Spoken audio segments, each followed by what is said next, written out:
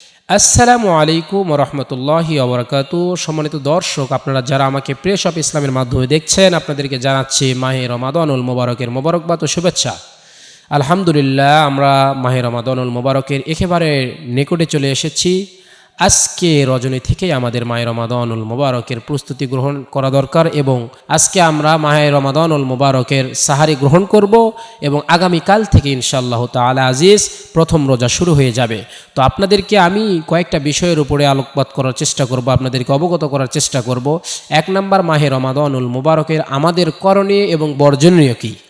আমাদের করণীয়, মূল করণীয় বিষয়গুলো হচ্ছে, আল্লাহ সুবহানাহু ওয়া তাআলা বলেছেন, এই মাহে রমাদানুল মুবারক যখন মানুষের সামনে উপস্থিত হবে, প্রত্যেকটা মানুষ যেমন বিশ্বনবী মুহাম্মদুর রাসূলুল্লাহ সাল্লাল্লাহু আলাইহি ওয়াসাল্লাম যে কাজগুলো করতেন, সেই কাজগুলো আমাদের করা উচিত।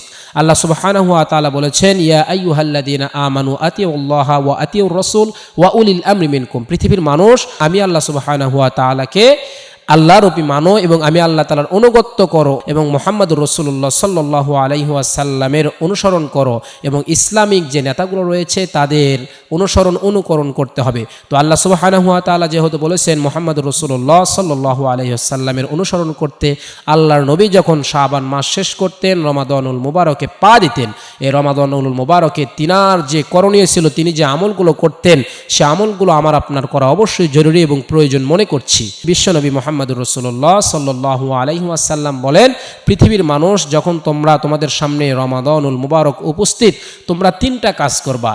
1 নম্বর, রমাদানুল মুবারকের প্রস্তুতি গ্রহণ করবা। সেইটা আল্লাহর নবী বলেছেন, আমি রমাদানুল মুবারক যখন আমার সামনে উপস্থিত হতো, তখন আমি এমনভাবে প্রস্তুতি গ্রহণ করতাম যেরকম অন্যান্য 11টি মাস মিলে যতটুকু ইবাদত করতাম, এই রমজান মাসে আমি তার থেকে বেশি ইবাদত করতাম। সুবহানাল্লাহি ওয়া বিহামদিহি। তো 1 নম্বর কাজ, আমাদেরকে রমজান মাসে বেশি বেশি ইবাদত করতে হবে, আল্লাহকে ডাকতে হবে, আল্লাহ সুবহানাহু ওয়া তাআলার বেশি বেশি আমলগুলো করতে হবে। 2 নম্বর কাজ, এই রমজান মাসে আমরা আল্লাহর জিকির আজগারে থাকতে পারি। এই জিহ্বাকে, আল্লাহর নবী বলেছেন, এই জিহ্বাকে সর্বক্ষণিক আল্লাহর জিকিরে ভিজিয়ে রাখতে হবে, আল্লাহ তাআলার জিকির আজগারে যেন থাকতে পারি। 3 নম্বর, রমজানের সিয়ামগুলো যে আমরা রাখবো, এই রমজানের সিয়াম রেখে যেন আমরা অশ্লীল কথাবার্তা, অশ্লীল কাজ থেকে বিতাড়িত থাকি এবং নিজেকে গুছিয়ে রাখতে পারি।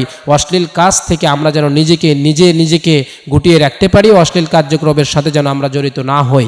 এবং পৃথিবীর কোনো মানুষ যদি মাপ পেতে চায়, ক্ষমা পেতে চায়, পৃথিবীর কোনো মানুষ যদি আমি আল্লাহর সন্তুষ্টি লাভ করতে চাই, তারা যেন নিশ্চয় যেন রমজানের যেই করণীয়গুলো আছে, রমজানের গুরুত্ব এবং ফজিলত সম্পর্কে তাদের কাছে আপনি বলবেন এবং রমজানের যেই কাজের ফজিলতগুলো আছে এগুলো আপনি তাদের কাছে বলবেন। আল্লাহ তাআলার রাসূল বলেন, আল্লাহর সন্তুষ্টির জন্য পৃথিবীর কোনো মানুষ যদি আল্লাহ তাআলার ইবাদত করতে পারে, রমজানুল মুবারকের যদি সিয়ামগুলো রাখতে পারে এবং আল্লাহর নৈকট্য যদি লাভের জন্য চেষ্টা করে, আল্লাহ তাআলা অবশ্যই তার প্রতিদান দিয়ে দিবেন ইনশাআল্লাহ। ওয়া মা তৌফিক ইল্লা বিল্লাহ। আসসালামু আলাইকুম ওয়া রাহমাতুল্লাহ।